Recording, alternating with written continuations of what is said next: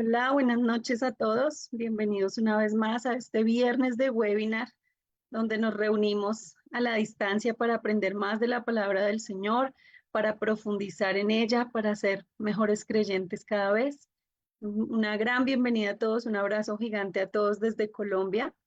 Hoy tenemos un tema muy especial, los profetas y su mensaje de justicia. Entonces, recuerden que pueden escribir en el chat para participar en el recurso bíblico, para ganarse el recurso bíblico. Pueden escribir su nombre, su país en el que se encuentran, no olviden. Y también la persona que está renombrada como preguntas, pueden hacerle las preguntas a lo largo de la charla. Al final de la charla tendremos un tiempo para poder, para poder compartir esas preguntas y conversar un momento con el docente. Entonces, muy bienvenidos a todos. Quiero que empecemos con una pequeña oración para darle gracias a nuestro Señor por esta oportunidad que nos da de aprender de su hermosa palabra. Les pido que me acompañen, por favor. Señor, te damos gracias infinitas por esta noche que nos has regalado, porque nos diste un día más de vida, porque nos permitiste experimentar una vez más tu amor. Gracias, Señor, por la oportunidad que nos das de reunirnos en la distancia como hermanos, como personas que te aman, que te buscan, que te anhelan, Dios. Gracias, Señor, por la vida de nuestro profesor Alberto. Gracias por el tiempo que ha dispuesto para enseñarnos. Gracias, Padre, por todas las personas que están detrás de este webinar. Tú sabes todo lo que requiere que podamos estar hoy aquí. Gracias por ellos, bendícelos. Y gracias también por todas las personas que se conectan, porque es por ellos que hacemos este trabajo, este esfuerzo con mucho amor. Bendíceles, guárdales, llénalos cada día más de ti, Señor. Entregamos este webinar, este momento que sea muy especial para que podamos acercarnos una vez más a ti, a tu hermosa palabra, Señor, en el nombre de Jesús. Amén. Y antes de contarles quién es nuestro profesor Alberto, quiero compartirles, ya todos sabemos que tenemos una nueva sección hace ya un tiempito, en el que vemos un versículo en nuestra Biblia favorita, la Reina Valera 1960, y lo comparamos con el lenguaje de hoy, viéndolo desde la Reina Valera contemporánea. Entonces voy a compartirles la pantalla para que podamos hacer la lectura de nuestro versículo de hoy. Permítanme un momento, por favor. Ahí está. Entonces, el versículo de hoy en la Reina Valera lo leemos. El que guarda su boca y su lengua, su alma guarda de angustias. Escarnecedor es el nombre del soberbio y presuntuoso que obra en la insolencia de su presunción. Proverbios 21, versículos 23 al 24. Y en la Reina Valera contemporánea lo leemos así. El que cuida su boca y su lengua se libra de muchos problemas. Al que es burlón y soberbio también se le llama insolente. Entonces podemos ver que se conserva la fidelidad al texto, pero en un lenguaje muchísimo más fácil de entender para nosotros. Y ahora sí quiero presentarles al profesor que nos estará acompañando el día de hoy. Nuevamente les recuerdo, escriban en el chat su nombre, su país para participar por el recurso bíblico. Y bueno, entonces les presento al profesor Alberto Sánchez. Él tiene título en Teología en Nombre de la Nación en el Seminario Bíblico Andino. Tiene estudios en misiones de la Facultad de Orlando Costas, estudio de posgrado en Ciencias de la Religión en la Universidad Nacional Mayor de Marcos, bachiller en Psicología Pastoral, bachiller en Educación, licenciado en Educación. Además tiene una maestría en Teología Sistemática de la Universidad Evangélica Nicaragüense. Es doctor en Teología en la Universidad Evangélica de Chiapas y además fue pastor en Iquitos, Vitarte, Lima y en Salamanca para las Asambleas de Dios y para la Alianza Cristiana y Misionera. Es exdirector de la Escuela Superior Seminario Teológico Evangélico Presbiteriano del Perú, profesor en varios seminarios del Perú, pastor ordenado de la Iglesia Presbiteriana de Jesucristo en el Perú y fundador de varios institutos y seminarios bíblicos. Buenas noches, profesor Alberto. Muchísimas gracias por acompañarnos hoy. Estamos ansiosos de aprender. Gracias, hermana Angie, y buenas noches a todos. Muy grato encontrarnos nuevamente después de mucho tiempo y siempre, bueno, compartiendo aquí esta ventana tan importante y es, creo que, una oportunidad también para compartir eh, no solamente el ministerio, sino las inquietudes que Dios nos pone dentro de la investigación, dentro del estudio y por supuesto también en lo personal. Una de las cosas que tomé como parte de esta temática es una inquietud personal, valga la redundancia, porque he visto dentro de los profetas eh, un mensaje que es actual, que es tan vívido que nos parece, digamos, que no debemos de dejarlo pasar, porque es como que nos habla a nuestra realidad, a nuestro mundo.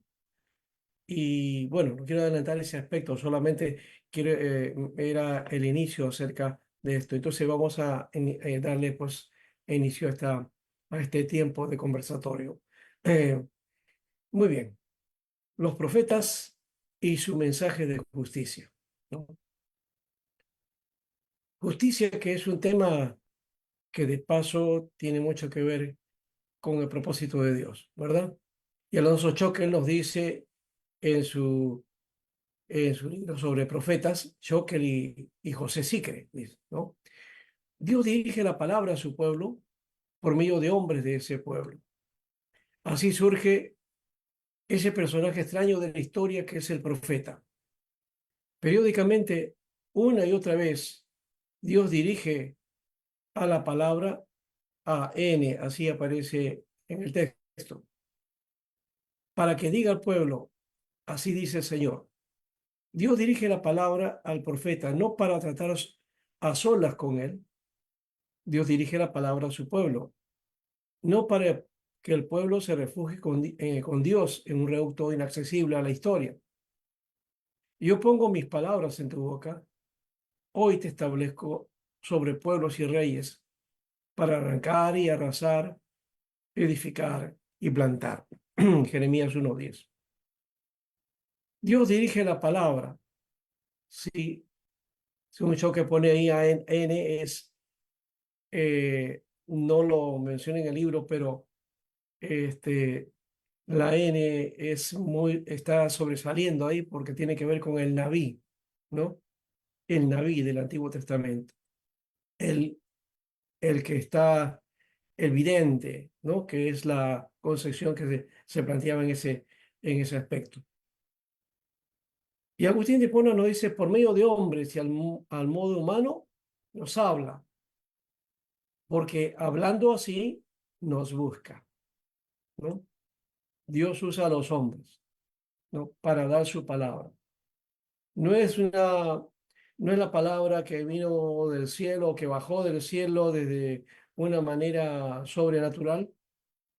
Eso más bien se manifiesta en la presencia de Jesús cuando se encarna, ¿verdad?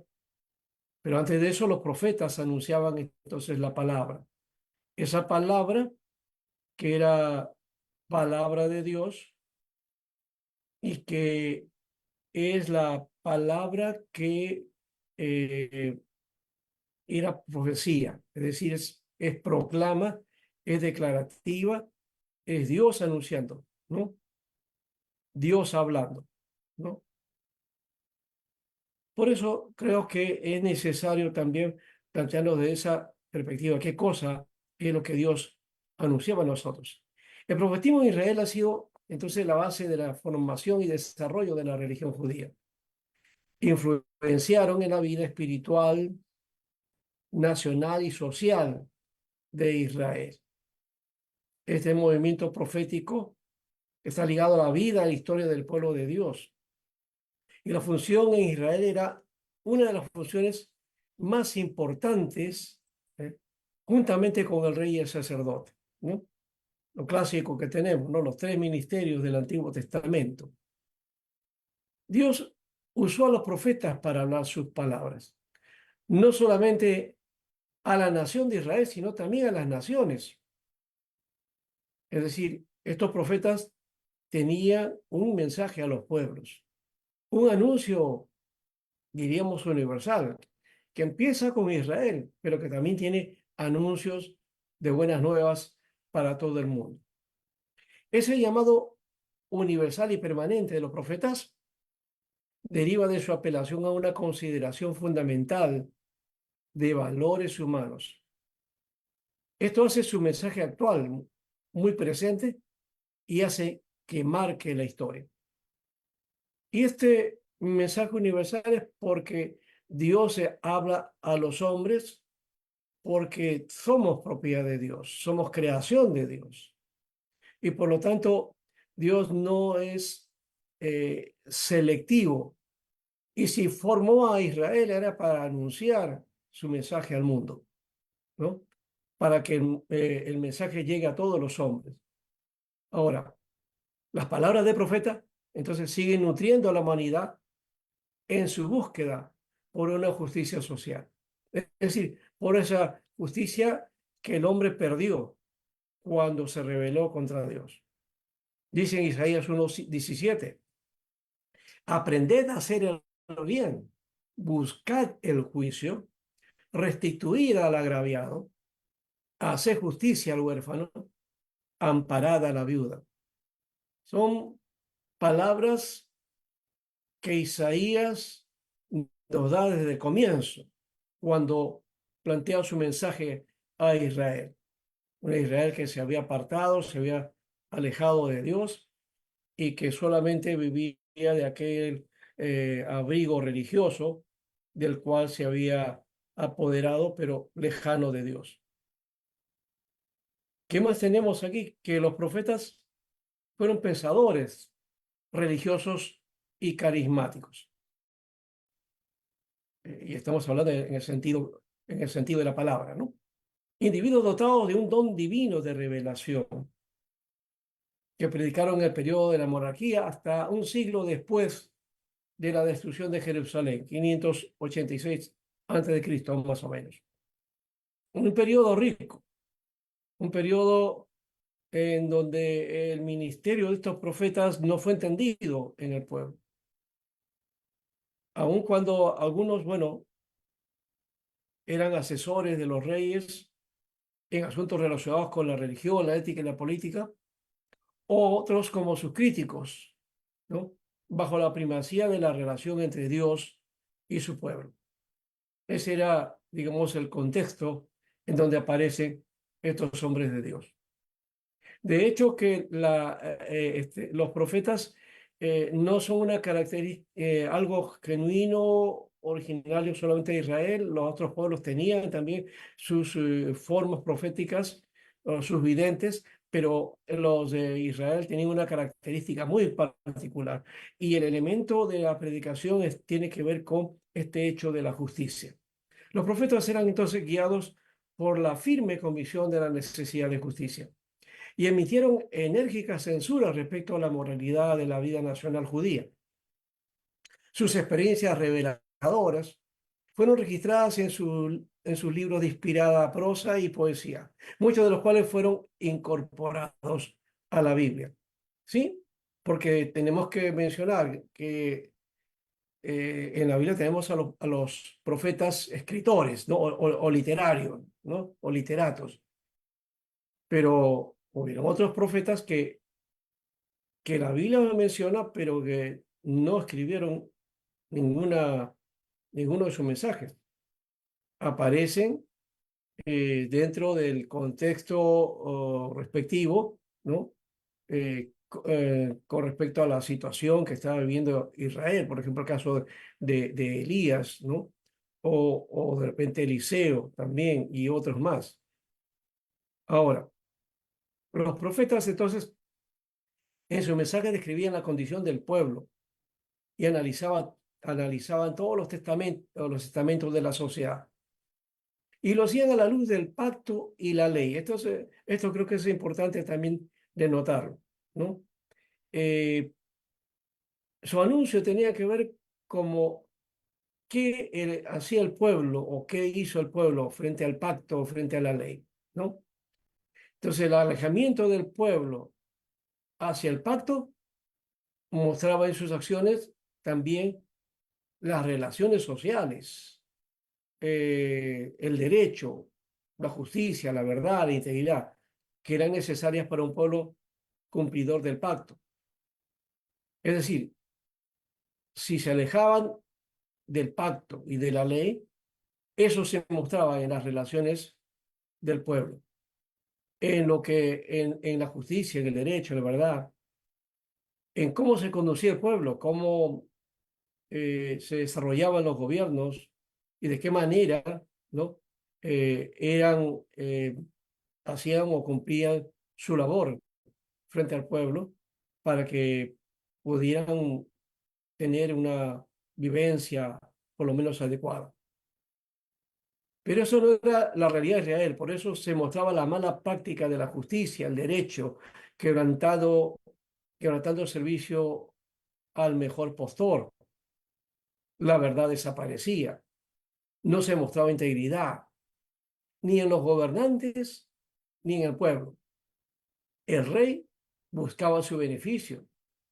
El sacerdote solo se dedicaba al cumplimiento ceremonial y dejaba pasar las faltas éticas y morales. Y algunos profetas, ¿no? También, por otro lado, ¿no? Al servicio de la corona, algunos de ellos, muy anuentes con los reyes, les profetizaban bienes, ¿no? Los profetas generalmente en Israel, los que denunciaban a Israel, los que proclamaban el mensaje de Dios, hacían una especie de radiografía o un escaneo, ¿no? Mostrando la realidad del pueblo, la condición espiritual del pueblo, que se mostraba también en su realidad de vida. Los cambios entonces sociales en la nación dieron lugar a una teología que dejó de ser misionológica, ¿no? Israel ya no hizo énfasis, ¿no?, tan fuerte en su elección y pronto olvidó su vocación misionera. Pensó que eran ellos portadores de la bendición de Dios y que eran exclusivos y que las demás naciones no, no tenían necesidad de esto o por lo menos no era necesario. Ellos eran los que fueron los que exclusivizaron, ¿no?, el hecho del trato de Dios con el pueblo. Y el caso de Jonás no muestra esa actitud, ¿no? Una actitud de desprecio hacia los demás, siendo ellos los que debieron llegar con el mensaje y anunciar a todos los pueblos. Eso le costó en la historia, ¿no? Lo vemos ahí en la Biblia, eso costó a Israel, ¿no? Tenía que ser luz a las naciones, pero no cumplieron con ese propósito. Por eso es que en el Nuevo Testamento se plantea, ¿no?, a la iglesia también como luz a las naciones. Eso quiere decir que el mensaje profético todavía sigue vigente y el mensaje, ese mensaje profético de denuncia está presente. La, la particularización de la gracia divina eclipsó la conciencia de la nación del pacto con respecto a que Dios deseaba redimir a todas las gentes y que Israel como siervo de Dios sería el medio por el cual se cumpliría sus propósitos para la creación. Cierto, Israel como siervo de Dios. Y eso lo entendía tanto que Isaías 53 se lee desde esa perspectiva dentro del mundo judío. Que es el siervo de Dios, el siervo sufriente, ¿no? No aceptan el hecho de un siervo sufriente o un Mesías sufriente, ¿no? Ahora, una de las cosas que se planteaba, y otra vez Isaías, ¿no?, al final está en la parte ya del trito Isaías, ¿no? Deje el malvado su camino y el hombre perverso sus planes.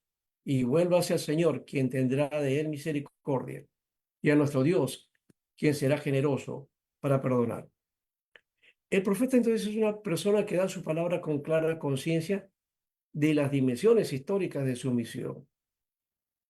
Es común pensar que profecía es sinónimo de predicción, y eso es una equivocación, ¿verdad? Porque profecía no tiene que ver con predicción, no necesariamente, no estamos diciendo que no puede ser, pero hay una tendencia, ¿no? En estos tiempos y digamos especialmente en este siglo y al final del siglo pasado, ¿no?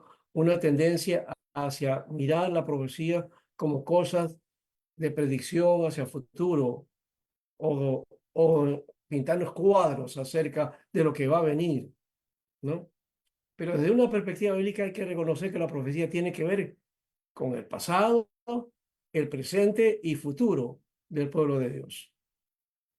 Y de hecho su énfasis recae en el presente, es decir, en denunciar los males, mostrar la condición del pueblo y la condición del hombre, ¿no?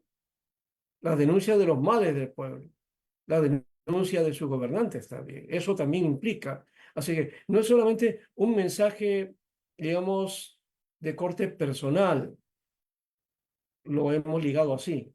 Hemos girado ese mensaje de esa manera, pero hay una denuncia clara en la Biblia, en el Antiguo Testamento, que nos habla acerca de la necesidad de vernos como pueblos, como naciones que necesitamos de Dios.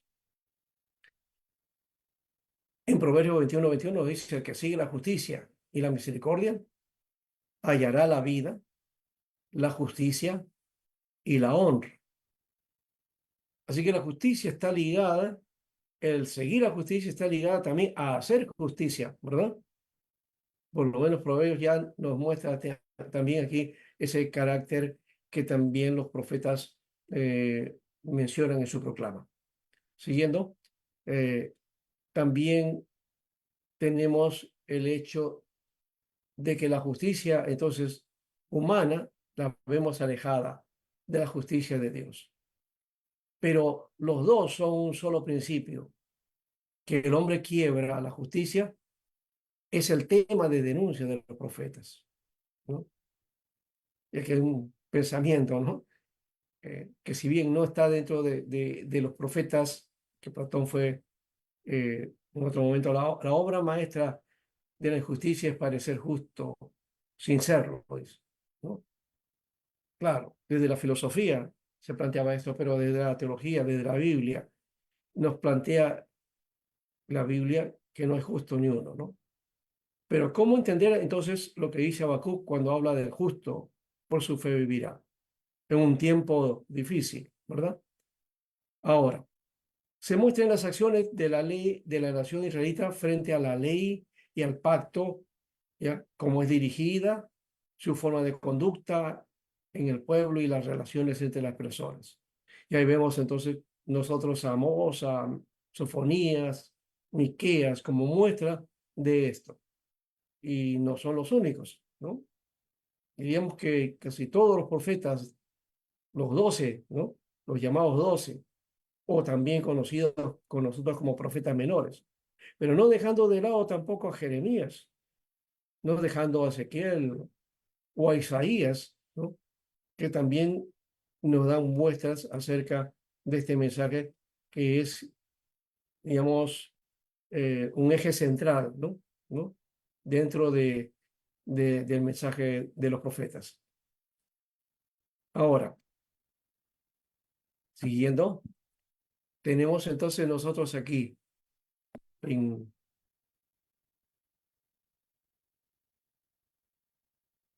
a ver, lo que nos pueden ayudar con... Ya, ahí está, muy bien, gracias. En Isaías entonces encontramos esta preocupación global por parte de Dios y claramente expresada y reiterada continuamente, ¿no? Dios ama a todos los pueblos de todas las naciones. Israel, como el siervo de Jehová, tiene una misión y una misión al mundo, una misión a las naciones, ¿no? Y ahí dejamos algunos textos también, ¿no? Para mostrar, o por lo menos dar muestra de esa preocupación. Israel entonces existe para las naciones y encuentra su verdadero sentido solo en su mensaje al mundo.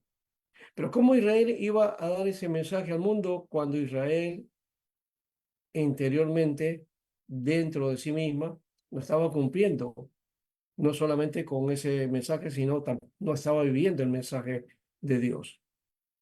Creo que esa es una forma que también nos permite a nosotros compararnos, ¿no? En la actualidad, que estamos haciendo también como iglesia, ¿no? Porque nosotros ahora somos la portadora. Ahora, el mensaje de los profetas está basado en la justicia de Dios que implica la justicia entre los hombres, ¿no? La Torá describe las normas de vida delante de Dios delante de los hombres, por lo que cumplir la ley era cumplir con Dios y con el prójimo. Y en esto está el centro de la Torá, ¿no? Jesús dijo que los mandamientos de la ley se resumen en dos: amar a Dios y amar al prójimo. ¿Mm? Ahí estaba el centro de toda la ley. No había, y la preocupación del judío era los 613 mandamientos.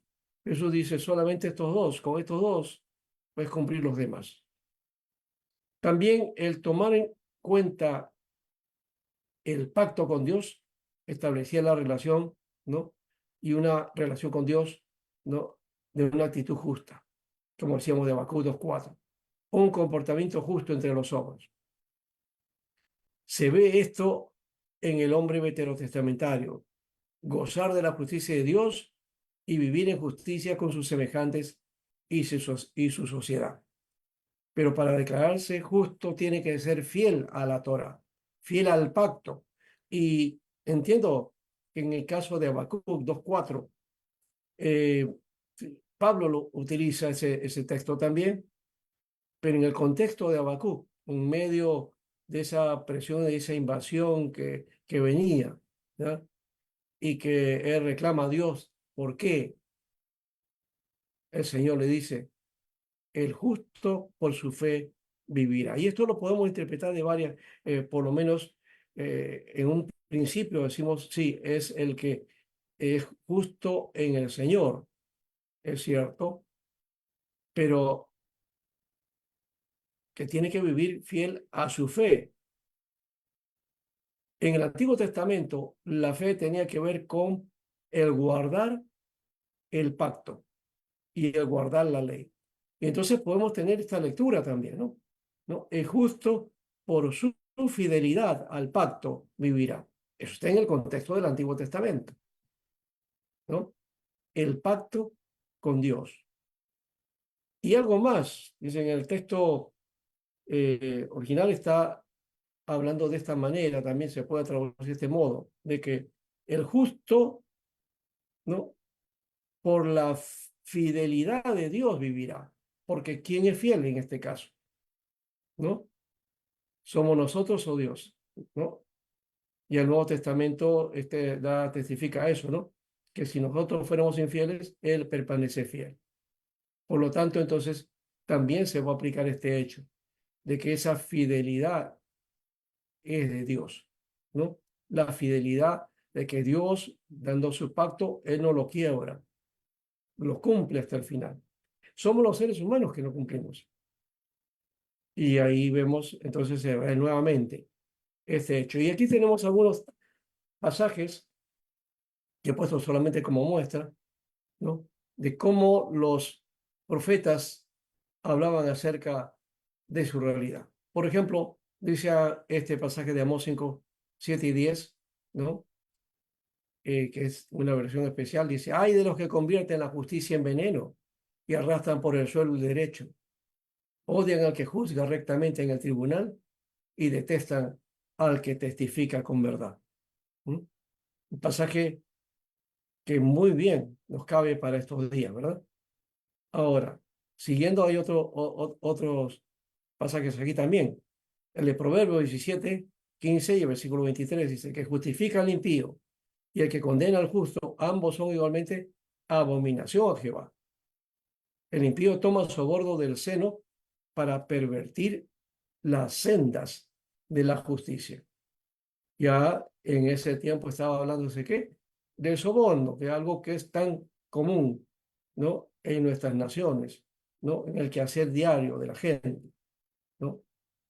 Bien, Isaías 3:12 y versículo 14 nos dice, los opresores de mi pueblo se enseñorearon de él. Miren que el hecho de la justicia en la relación con el pueblo, ¿no? Dice, pueblo mío, los que te guían te engañan y torcen el curso de tus caminos. Está hablando ahí Isaías de aquellos que gobernaban el pueblo, ¿no? De los que dirigían, ¿no? La cosa pública, pero también habla de aquellos profetas, ¿no? Que, que apoyaban esa actitud. Y también del sacerdocio, ¿no? Que simplemente hacía el amén a esa actitud.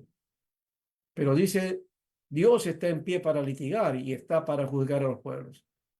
Dios vendrá a juicio contra los ancianos de su pueblo y contra sus príncipes, porque vosotros habéis devorado la viña y el despojo del pobre está en vuestras casas.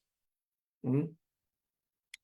Uno puede decir, bueno, como Israel era el pueblo de Dios y tenía esta actitud, pues la Biblia nos muestra de que cuando este pueblo se apartó de Dios, se apartó de su pacto, cometió injusticias. ¿Ves? Por otro lado, Isaías 1:23 también nos dice, tus gobernantes son rebeldes y cómplices de ladrones. Todos aman el soborno y van tras las recompensas. No hacen justicia al huérfano, ni llega a ellos la causa de la viuda. Y aquí Isaías está planteando algo que es claro en el Antiguo Testamento, el interés de Dios, ¿no? El guardar al huérfano, a la viuda, al pobre, al extranjero, ¿no? Eso está en varias partes del texto del Antiguo Testamento. Y Isaías hace énfasis en este aspecto de la necesidad de cuidar a esto, a los más débiles, ¿no? A los que están excluidos en alguna manera, ¿no? Bueno, ahí esa muestra. Ahora, Sofonías 3:3 al 4 dice, sus príncipes son, en medio de ella, leones rugientes, sus jueces, lobos nocturnos que no dejan ni un hueso para la mañana. Sus profetas son altaneros, hombres fraudulentos. Sus ministros contaminaron el santuario, falsearon la ley. Nos está pintando aquí, los profetas nos pintan un panorama de una crisis total en Israel. Los ministerios, los ministerios de sacerdote, profeta, ¿no? Del rey, habían fracasado, ¿no? Desde la perspectiva de Dios, dentro del propósito de Dios, había fracasado todo. Y eso era necesario denunciarlo, darlo a conocer. Esto le costó, por supuesto, la persecución a muchos profetas y también le costó, pues, le costaron la vida a muchos de ellos. Y Jesús los muestra, dice, ¿no? Cuando en un momento está en Jerusalén y dice, tú, oh Jerusalén, tú que apedreas y matas a los profetas que te son enviados, ¿verdad? Jesús también avala este hecho de que los profetas entonces dijeron estas palabras, que era correcto, pero que el pueblo no entendía, ¿no? ¿Y cuánto podemos nosotros estar en esa situación también, verdad? Entender este mensaje nos cuesta, ¿no? A veces hemos dejado de lado este mensaje que es claro en el Antiguo Testamento. En Amós 8:4-7 dice, oí esto los que explotáis a los menesterosos y arruináis a los pobres de la tierra, diciendo, ¿cuándo pasará el mes y venderemos el trigo y la semana y abriremos los graneros del pan y achicaremos la medida y subiremos el precio y falsearemos con engaño la balanza para comprar los pobres por dinero y los necesitados por un par de zapatos y venderemos los desechos del trigo? Jehová juró por la gloria de Jacob, no me olvidaré jamás de todas sus obras. Porque es excelente este mensaje. Realmente, cuando dice esto Amós, eso de que Dios no se olvida jamás de estas obras. Los hombres podemos pasar y hacer injusticias, las naciones y los gobiernos, pero dice Dios, no me olvidaré de todas estas tus obras. Tremendo, ¿no? Entonces, en algún momento, esto tendrá su resultado final. Pero sigamos adelante aquí. Miqueas dice, ay de los que en sus camas piensan iniquidad y maquinan el mal, y cuando llega la mañana lo ejecutan, porque tienen en sus manos el poder. Por tanto, así ha dicho el Señor, yo planeo contra esta gente un mal del cual no libraréis el cuello, ni andaréis erguido, porque el tiempo será malo. Y eso vino para Israel. Dios usó a otros pueblos para presionar esa situación, esa injusticia de su propio pueblo, ¿no? Y fueron arrastrados totalmente. Israel tuvo dos invasiones, la de Asiria, la de los babilonios, ¿no? Eh, y pagaron las consecuencias de haberse alejado de Dios, ¿verdad? Bueno, seguimos aquí, nos dice Miqueas, y hay que ver este otro elemento aquí. Y un elemento para volver, para que esto no sea un mensaje negativo o de triste, ¿no? Un cuadro de tristeza. Miqueas nos dice aquí, en 6:8, hombre, el Señor te ha dado a conocer lo que es bueno, ¿no? Lo que es bueno. Estoy usando ahí la Reina Valera contemporánea, ¿no?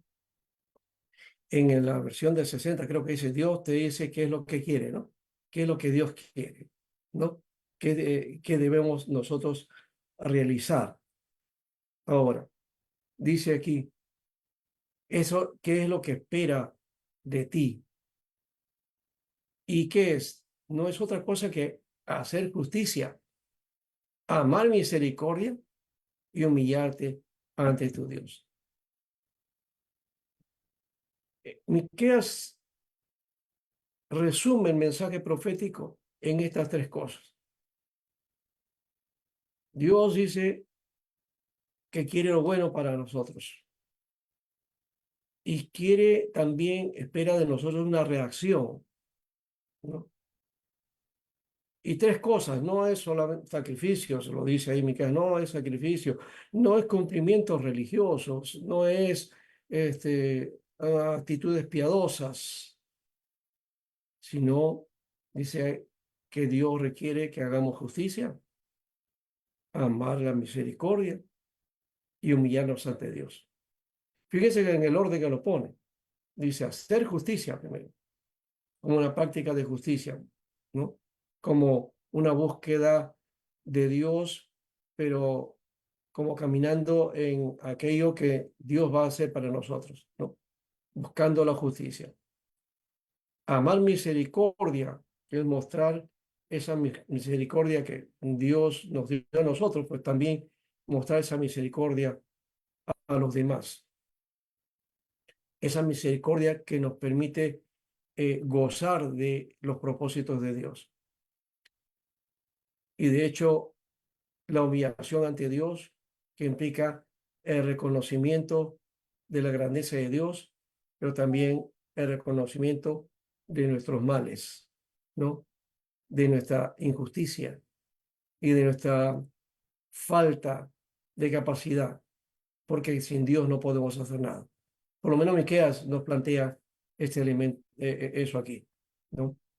Ahora, estos son algunos versículos. Si leemos cada uno detenidamente, cada profeta vamos a encontrar cada cosa y cada riqueza desde esa dimensión, ¿verdad? Ahora, los profetas en su mayoría tomaron la justicia como base central entonces de su mensaje. Nuestro análisis del texto nos ha llevado a rescatar el sentido de la justicia en tiempos de los profetas. Justicia que se combina a aplicar a Israel. Esta justicia es la que hemos perdido de vista en nuestro tiempo. Esta es la clave del mensaje profético. Leyendo, faltan unos más y ya terminamos. La justicia de Dios revelada en su palabra. Entonces, la Biblia nos enseña que Dios es justo en todas sus formas de actuar, desde el Antiguo Testamento hasta el Nuevo Testamento. Y vemos cómo Dios establece estándares justos para su pueblo y cómo juzga a las naciones y a los individuos de acuerdo con su justicia perfecta. Su palabra es un testimonio claro de su carácter justo y de su deseo de que vivamos en justicia. Está relacionado, ¿verdad? El carácter justo de Dios, ¿ya? Que declara su justicia para que nosotros vivamos también en justicia. No puede haber injusticia en aquel que es seguidor de Cristo, ¿no? Aquel que se proclama hijo de Dios tiene que entonces vivir en justicia, ¿verdad? Siguiendo. Vivir en justicia y rectitud como hijos e hijas de Dios se nos llama a reflejar su justicia en nuestra vida diaria, pública y privada. Esto implica vivir de acuerdo con los principios de la palabra de Dios, tratando a los demás con justicia, amando a nuestro prójimo y defendiendo a los oprimidos. La justicia de Dios debe ser evidente en nuestras relaciones, en nuestro trabajo y en todas las áreas de nuestra vida. Vamos pasando. Dentro de la visión cristiana, entonces, se separa el concepto desde una mirada dualista, porque así lo hemos trabajado, ¿no? Como que no hay nada concordante. La justicia de Dios es una cosa y la justicia de los hombres otra. Claro. Y vemos a la justicia de los hombres como que está contaminada por la corrupción, entonces como mala. Y por lo tanto, entonces, el creyente como que no hace nada tampoco, ¿no? Pero la demanda es sí, hacer justicia, ¿no? Así que cuando hablamos de justicia siempre pensamos en que la justicia de Dios, que es perfecta es perfecta y santa, pero de la justicia humana como que la dejamos de lado o como la vemos como mala. En alguna manera parece ser así, pero los profetas no hablaban de dos justicias, sino de una sola. La justicia de Dios que debía verse en los actos de justicia de los hombres. Como vemos, no está separada la justicia de Dios y la justicia de los hombres. Esta última debe estar basada en la Torá, en el pacto con Dios. Ese fue el reclamo del profeta de Israel. Ahora, ¿eso funciona para nosotros? En alguna manera sí, porque cuando estamos hablando de la Torá es de la palabra, pero también del pacto, uno dice, bueno, ya ese pacto antiguo pasó. No, todavía está vigente. ¿Por qué? Pero en Jesucristo. Él es nuestro pacto, ¿no? Vivimos en el pacto de Cristo, ¿verdad? Ahora, esperanza en la justicia final de Dios en un mundo lleno de injusticia y sufrimiento. Es fácil desanimarse y preguntarse dónde está la justicia de Dios. Pero debemos recordar que Dios tiene un plan final de justicia. En su tiempo perfecto, Él juzgará a todos con equidad y establecerá su reino de justicia y paz. Tenemos la esperanza de que en la última instancia la justicia prevalecerá y todas las cosas serán restauradas en Cristo. Porque el mensaje de los profetas también tenía que ver con eso, ¿no? Con la esperanza de ese tiempo final del reino de Dios y de la justicia que finalmente triunfaría, ¿verdad?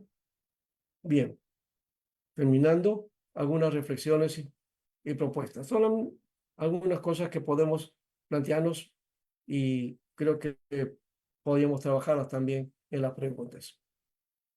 En la mira del mensaje evangélico declaramos que Dios es el hacedor de la obra de justicia de Dios para el hombre arrepentido, pero hemos separado la justicia humana como si fuera algo ajeno, ¿no? Los profetas nos muestran que hay una necesidad de practicar justicia entre los hombres y que hemos recibido la justicia, de Dios. Es mostrar el amor al prójimo y el servicio al otro. Tiene que ver con el sentido de alteridad que hoy día se ha perdido en nuestra sociedad, ¿no? ¿Ya? ¿Para qué? Para manifestar el bien común, que es otro de los elementos que falta en nuestra sociedad. Dios, por medio de su pacto de gracia, establece su justicia para que sus seguidores practiquen justicia. Muestra de esto es el Sermón del Monte, mensaje profético de justicia que resume el mensaje de los profetas. Y finalmente, dos pensamientos más, creo que hay, o tres, no, hay más. Justicia entre las naciones es el propósito de Dios.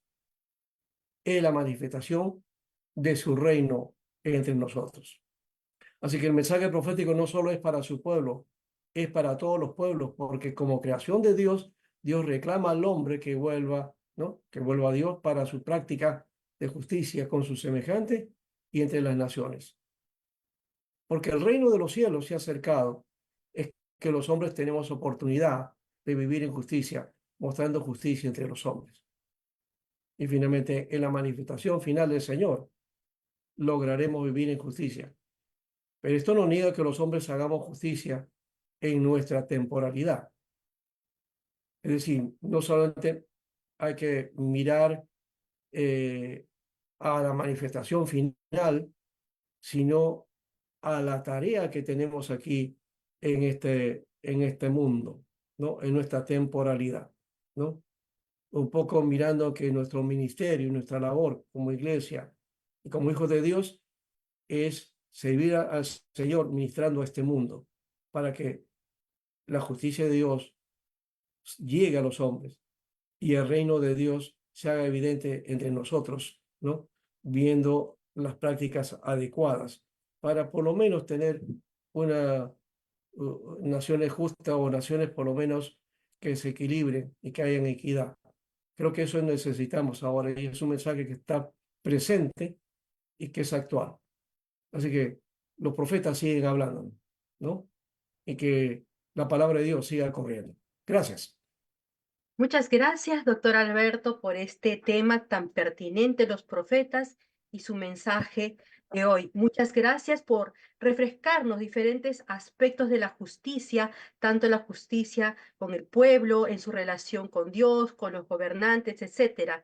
Así que vamos a tener también un tiempo de preguntas. Supongo que va a haber muchas preguntas porque es un tema muy coyuntural y en su momento dado estará acompañándonos Abraham. Pero permítanme compartirles una excelente noticia. Y se trata de dos diplomados que vamos a iniciar este 20 de julio. Y se trata de los diplomados en Consejería y Orientación Familiar y el diplomado en Nuevo Testamento. Así que permítanme compartirles mi pantalla y poderles comunicar acerca de este importante diplomado que estamos por iniciar. Este diplomado tiene un tiempo de duración de 4 meses. Vuelvo a repetir, iniciamos el sábado 20 de julio y tiene un horario dependiendo del país donde se encuentra. Si estás en Centroamérica, el horario es de 8 a 12 del mediodía. Si estás en Ecuador, Colombia o Perú, el horario es de 9 a 1. Si te encuentras en Chile, República Dominicana, Venezuela, Cuba, el horario es de 10 a 2 de la tarde y si estás en Uruguay, en Paraguay, el horario es de 11 de la mañana a 3 de la tarde. Así que les voy a mostrar la malla curricular, estos cursos tan interesantes que se van a desarrollar dentro del diplomado. Se va a llevar Evangelio de Marcos y Mateo, obra lucana, Lucas y Hechos, literatura apócrifa y otros cánones, Introducción a la literatura y Corpus Paulino. Y en esta materia, justamente el doctor Alberto Sánchez va a ser uno de los docentes. Seguimos con la malla curricular, se estará enseñando cartas generales y el curso de obra juánica que comprende Evangelio, cartas y Apocalipsis.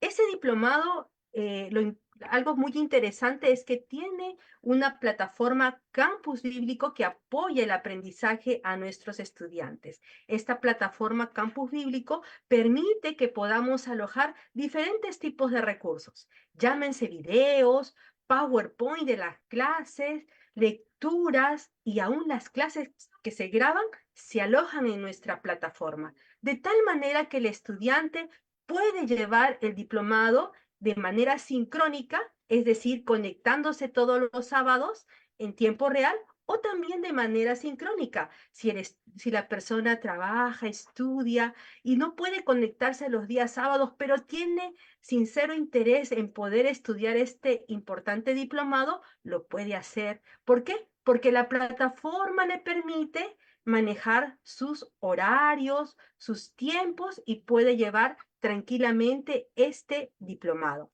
Así que les invitamos a que ustedes se puedan inscribir. Vamos a compartir en el chat los enlaces de contactos de los WhatsApp de cada país. Usted puede escribirnos y nosotros con mucho gusto le vamos a brindar la información.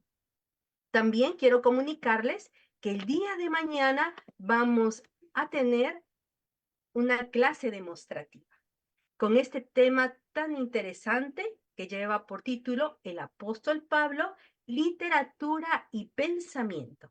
El expositor va a ser el biblista, teólogo y consultor para traducciones Wenceslao Restrepo. Es completamente gratis. Mañana se pueden conectar. Va a ser una hora muy enriquecedora en la cual usted también puede participar. Y en el chat estaremos compartiendo también el enlace para que usted se pueda inscribir. Muy bien, entonces llegó el tiempo de las preguntas, así que voy a invitar a Abraham. Adelante, Abraham, para que pueda dirigir esta parte. Gracias, Leticia. Muy buenas noches a toda la audiencia de los diferentes países. Qué tema tan relevante y tan actual, ¿no? Pese a que muchas veces se tiene esta mala costumbre de ver el Antiguo Testamento como algo abstracto, como algo ya pasado, la verdad es que estas disertaciones vienen a recordarnos la importancia de retomar, ¿no? En su real contexto el mensaje del Antiguo Testamento, ¿no? La primera pregunta, profesor, versa en torno a esto. Es un conjunto de varias observaciones que estuve recibiendo en el chat. Y bueno, que traté de unificar en una sola pregunta. La actualidad del mensaje desde nuestros trasfondos, ¿no? Hablando en general, el Antiguo Testamento, muchas veces lo decíamos, parece abstracto, mero simbolismo, un referente con muchas cuestiones culturales propias de su cosmovisión, que definitivamente no es el de la iglesia, y que hacen que muchas veces se caigan en el error de verlo como mera información referencial, ¿no? No obstante, ¿no? El Antiguo Testamento, su mensaje sabemos que es mucho más que eso, y como usted dijo, esta etapa de la que usted nos habló es base para la religión, ¿no? Ligado a la vida, a la historia del pueblo, ¿no? Esto nos lleva a plantear, y voy a citar textual como me mandaron una pregunta, nos lleva a plantear lo siguiente. ¿Cree que actualmente se ha malinterpretado el término de justicia social como un medio de reparar los conflictos sociales mediante el activismo social con el propósito de redimir la o una cultura? Lo anterior es en base de que las corrientes progresistas en nombre de la justicia social dicen que debemos de aceptar una justicia donde Dios favorece todo tipo de justicia, enfocado más bien en una teología inclusiva. ¿Es así, profesor? Bien, primeramente hay que ver los contextos, ¿no? Es cierto que dentro del Antiguo Testamento, en el contexto, se centraba la justicia en cubrir las necesidades, ¿no? Y buscar a aquel que está excluido para que sea integrado dentro de la sociedad. Ese es el elemento indispensable. Entonces, eh, las buenas obras o la justicia o hacer misericordia tenía que ver en relación a eso. Por eso se habla mucho acerca del huérfano, ¿no? De la viuda, ¿no? Se habla del anciano, del pobre, hasta del extranjero. O sea, ciertamente creo que aquí hay un elemento importante que tomar en cuenta. La actitud de muchos digamos, movimientos que se levantan, ¿no? En acción para buscar un poco de justicia social, es porque en alguna manera nosotros no hemos entendido que ese no es nuestra labor, ¿no? Y le hemos dejado a la gente común y corriente dejar hacer esta tarea que en alguna manera también es parte de la labor de la iglesia. Y voy solamente a remitirme a algo que se dio en el tiempo del avivamiento, ¿no? En la época de Wesley. Wesley hacía esa atención también, así, ah, así como daba y compartía el mensaje de Dios, su labor también de ayudar, ¿no? De buscar a los presos, de a los enfermos, a dedicarse a la educación, ¿no? Era un mensaje integral.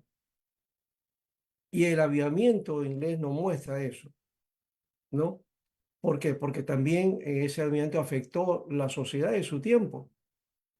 Muchos de los elementos, por ejemplo, las 8 horas o la estabilidad económica, la posición, todo viene de justamente del avivamiento espiritual, del despertar espiritual que también buscó una reivindicación a la gente de su época. Entonces, no es un asunto solamente digamos, de ciertas tendencias progresistas. El problema es que nosotros nos hemos alejado de esa actitud. Necesitamos también entonces volver a tomar entonces ese camino que por lo menos el avivamiento inglés no mostró. Y creo que también hay otros avivamientos en Europa que nos muestran ese camino, ¿no? Correcto, profesor. Quisiera, porque así versan las preguntas que estamos recibiendo, quisiera continuar con este tema de la importancia del contexto de esta etapa que abarca varios siglos, ¿no? Profetas previos a la cautividad, profetas en la cautividad, profetas posteriores a la cautividad. Ujú. Todos ellos hablando a una vida práctica, a la realidad, a Ujú. las expectativas, las necesidades de la nación, desde e incluso muchas veces dialogando con la gente, ¿no? En situaciones muy diversas, muy precisas. Desde esta realidad, desde esta situación, podemos asegurar que la voz profética, en la correcta aplicación del término, que Dios ha puesto en la iglesia, debe estar siempre atenta a la realidad que vive nuestra sociedad y que debe ofrecer respuestas concretas a necesidades concretas, específicas. Y quiero ir un poquito más adelante. Es un llamado al diálogo entre la iglesia y las diversas agrupaciones sociales, cualesquiera que éstas sean, por muy distantes que éstas estén de nuestra normativa de fe. Bueno, eso, hay ciertos movimientos y también algunos líderes de la iglesia que plantean esa perspectiva, ¿no? De trabajar así, aun cuando las propuestas de estos grupos no sean las propuestas que tenemos nosotros. Ahí creo que hay que tener mucho cuidado, porque nosotros ya tenemos nuestra visión a partir de lo que Jesús hizo. Y entonces planteando este elemento de que la iglesia sí necesita involucrarse, encarnarse en la sociedad, ¿no? Hacer que el mensaje sea mucho más real, ¿no? El problema es que tenemos una visión dualista, y creo que eso lo mencioné por ahí, pero no lo trabajé. El dualismo, esa tendencia a marcar distancia entre las cosas de Dios, decimos que hay cosas de Dios y hay cosas de los hombres o la temporalidad, ¿no? Esa temporalidad que le hemos conocido como lo profano, lo mundano, ¿no? Y entonces, cuando no estoy haciendo alguna labor en la iglesia, dice, no estoy sirviendo al Señor, ¿no? Y si me dedico a mis tareas y mi trabajo, no estoy en el asunto secular, entonces por eso no estoy en tareas de iglesia. Pero el creyente puede hacer su labor y su ministerio no solamente en la iglesia, no estoy diciendo que abandone la iglesia, es su principio estar en la iglesia, pero de ahí tiene que salir afuera a hacer su labor. El ministerio no solamente se reduce a la iglesia, sino que se amplía hacia el contexto social también, ¿no? Y claro, bueno, hablamos de un contexto de lo social, siempre tiene sus bemoles, pero hablemos entonces del prójimo, hablemos del ser humano, hablemos de la sociedad, ¿no? La iglesia necesita tener voz ahí, como los profetas lo hicieron, tener por lo menos análisis de la realidad, ¿no? Y cómo aplicar ese elemento y cómo, como cristianos, y formar ciudadanía de alguna manera también, ¿no? ¿No? ser ciudadanos de este mundo, pero ciudadanos del reino a la vez, ¿no? Con las implicantes del reino, que no son asuntos que llegan solamente al cielo o a la eternidad, porque muchos creen en eso, ¿no? Cuando estemos en el cielo, allá sí gozaremos de todo. Pero ¿por qué no hacemos aquí también? Porque el mensaje de las bienaventuranzas es una realidad para ahora, no es para el mundo de la eternidad o de qué pasa más allá de este mundo. No, necesitamos vivirlo ahora, porque el reino de Dios se ha acercado. Y Jesús lo mostró. Ahí está claro el mensaje de Mateo 24 y 25 también hablando acerca de eso, ¿no? De que cada cosa que hiciste a estos pequeños, me lo hiciste a mí, dice, ¿verdad? Entonces hay cosas que necesitamos hacer, no por obligación, sino por la iniciativa de dar al otro. Por eso estaba hablando también de un mensaje de alteridad, ¿no? Es buscar al otro, la necesidad del otro, necesidad de atender al prójimo. Creo que ese es un elemento bíblico, evangélico, que necesitamos poner en práctica, ¿no? Gracias, profesor. Cambiando un poquito de ángulo, ¿no? Llamó mucho la atención una frase que empleo de los profetas como pensadores religiosos, pero también como pensadores carismáticos. Dos Ya. palabras que no siempre son aplicadas correctamente, ¿no? En el lenguaje o predicación moderna y que me llevaría o nos llevaría a una doble pregunta desde una misma pregunta. ¿Cómo reconciliar la idea del cumplimiento de un sistema religioso tan rígido como el que emana de la ley? ¿No? Hay varias personas que me escriben sobre esta concepción de la justicia que dista mucho de la justicia como nosotros la interpretamos, ¿no? Entonces, ¿cómo reconciliar esta idea del cumplimiento de un sistema religioso tan rígido como el que emana de la ley, tan resumido por Jesús en preceptos muy precisos y concretos como los que usted nos hablaba, con la acción carismática propia de una plena acción del Espíritu que desde el mensaje de Hechos llama a una libertad respecto a esta ley, ¿no? Para una aplicación práctica. ¿Cómo leer el sistema religioso y a la vez el carisma de Dios desde la figura del profetismo veterotestamentario? Ujú. Bueno, creo que lo religioso siempre está presente y necesitamos también ser respetuosos de esa perspectiva y creo que necesitamos reconocer también que nosotros vivimos bajo un sistema religioso que muchas veces negamos. Los evangélicos decimos, no, no somos religión, pero sí, somos religión, ¿no? Y tenemos perspectivas religiosas. Nuestras instituciones tienen normas, tienen formas, ¿verdad? Y, y no parecen rígidas aparentemente. Hay cada movimiento que también tiene sus normas, pero drásticas, ¿eh? Que creo que hasta el Antiguo Testamento quedaría pues, muy débil, ¿no?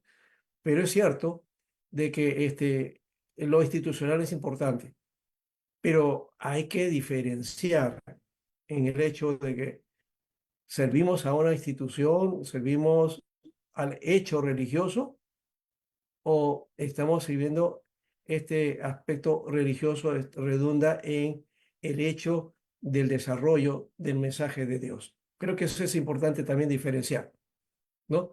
Eh, no neguemos que somos religión, porque está el hecho es. La religiosidad está presente en nuestras tradiciones, está presente en muchas cosas en la iglesia.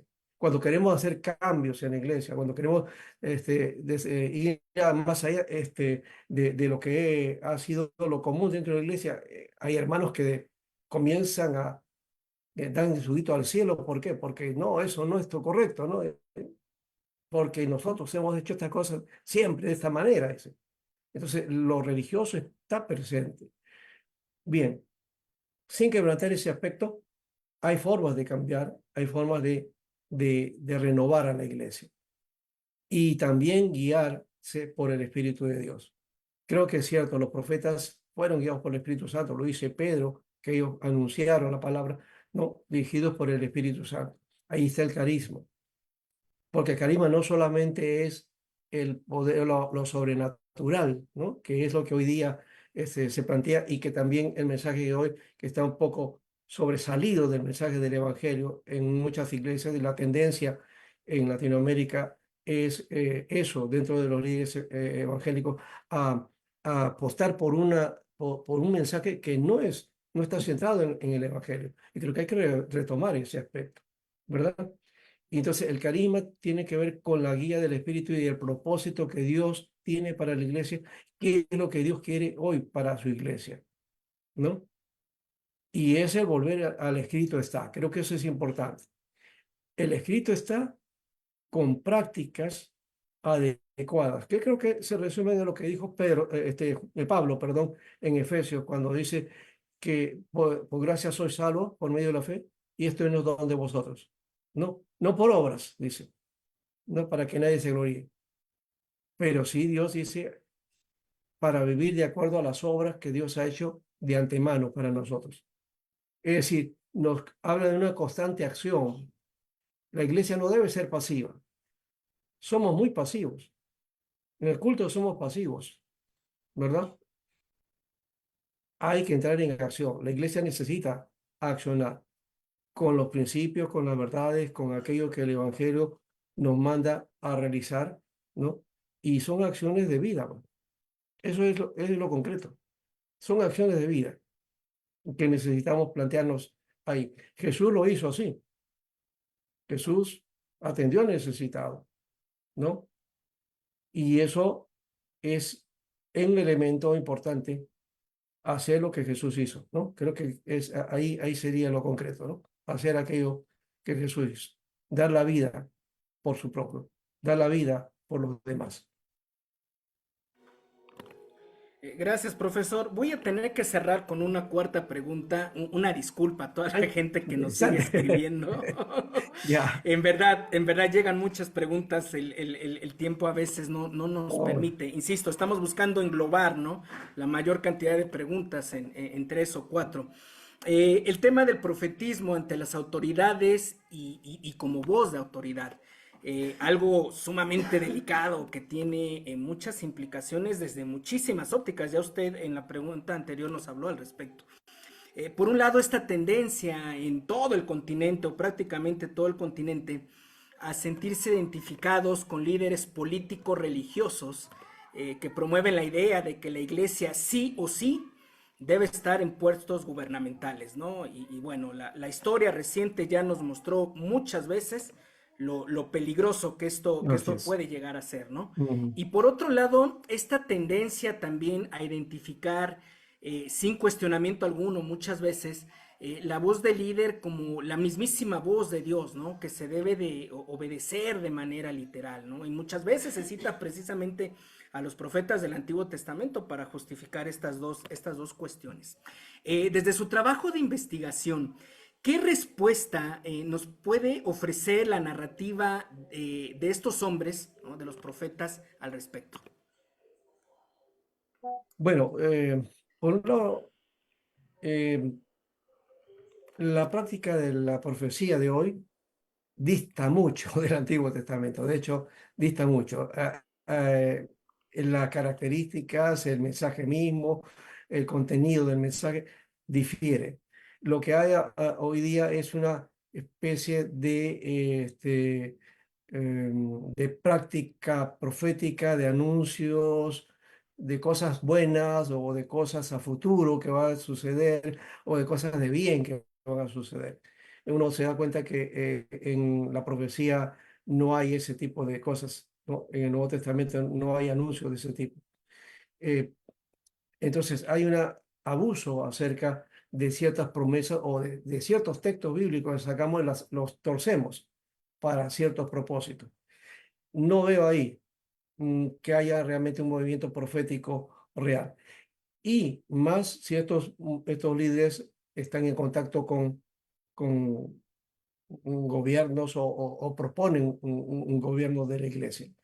Desde esa perspectiva creo que hay que tener mucho cuidado. La iglesia no puede estar metida en esos aspectos, ¿no?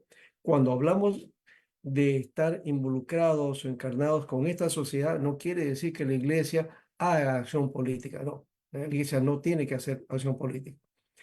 Los creyentes en la libertad y en el derecho que tenemos como ciudadanos podemos hacer política, sí, pero la iglesia o representantes de la iglesia no. No podemos hacer eso porque no es el mensaje que Dios nos ha dado. Cada cosa en su lugar. Entonces necesitamos más bien ser el matiz dentro de la sociedad, ¿ya? Que plantee que sea el equilibrio frente a las diferentes situaciones que se dan en la sociedad, ¿no? Entonces tener una presencia de iglesia que, que pueda servir para recurrir, ¿no? A ella en los conflictos que la sociedad tiene. Por ejemplo, estoy pensando en esto nomás, aquí un ejemplo que quizás algunos de repente no están de acuerdo, pero cuando sucedió aquí en Perú, hubo el movimiento de reconciliación social, que ahorita me olvido el nombre de eso, la comisión que se formó en su época para ver la situación de crisis que vivimos en la época de violencia. Ahí la iglesia tuvo representantes, se llamó a la iglesia evangélica, ¿no? Para que esté entonces en la Comisión de Reconciliación eh, en el Perú. Hubo una voz, por lo menos uno, ¿no? No había mucho más, pero hubieron uno por lo menos, y hubo también un acercamiento de hermanos a estas comisiones, ¿no? En cuanto a presencia de la iglesia para que dé una voz o un parecer frente a la situación de la sociedad. Eso ya muestra que es el camino de alguna manera, ¿no? No hay ahí una posición política, sino simplemente una participación desde la voz de la iglesia, ¿no? Eso sí creo que es importante también de notar. Lo otro, no sé, eso no sé si se va a decantar en algún momento, esperamos, ¿no? O la iglesia pues también comience a hacer su lugar y distanciarse, ¿no? Porque creo que necesitamos tener el mensaje centrado, equilibrado en el Señor, en el Evangelio, y dejar esos movimientos que tuercen de alguna manera el sentido del evangélico. Hoy día dentro de la sociedad, lastimosamente, la sociedad tiene una mirada de los evangélicos distorsionada por este tipo de grupos que hacen este tipo de cosas que no son las correctas o las adecuadas de acuerdo a la palabra de Dios, ¿no?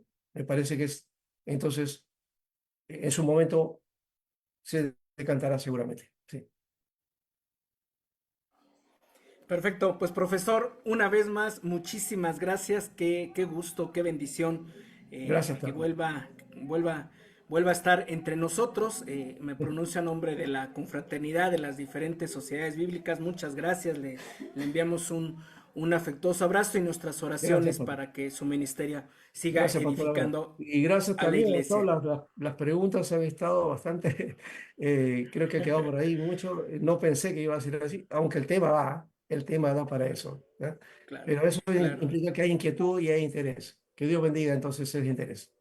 Que Dios bendiga ese interés. Amén. Con eso nos quedamos. Muchas gracias, profesor. Y vamos ya a la parte final con nuestro coordinador, el hermano Pablo Gutiérrez de Perú. Muchas gracias, Abraham. Muchas gracias, profesor Alberto Sánchez. Y me quedo con la parte que dice que tenemos que llevar el Evangelio a la vida práctica. Y creo que Leticia se quedó sin anunciar el masterclass de consejería familiar. Así que, Leticia, yo creo que hay gente que va a estar interesada en participar en el masterclass. Y esto va a ser el martes 16, ¿no? Y ahí el tema muy importante, principios bíblicos para promover relaciones sanas en la familia con la psicoterapeuta María Ibáñez, ¿no? Entonces, los que desean participar también en este masterclass pueden hacerlo, es totalmente gratis y pueden experimentar durante ese tiempo lo que significa participar en una clase de los diplomados de campus bíblico. Allí pueden encontrar, en el chat, pueden encontrar el registro para ese masterclass de relaciones sanas en la familia. Y vamos a dar el nombre de los ganadores por país de un recurso bíblico en este momento. Y empezamos por Perú, Jaira Prado. Ecuador, Julio Mendoza. Guatemala, Denise Morales. Colombia, Elizabeth Bustos. Bolivia, Brisa Celeste Delgadillo.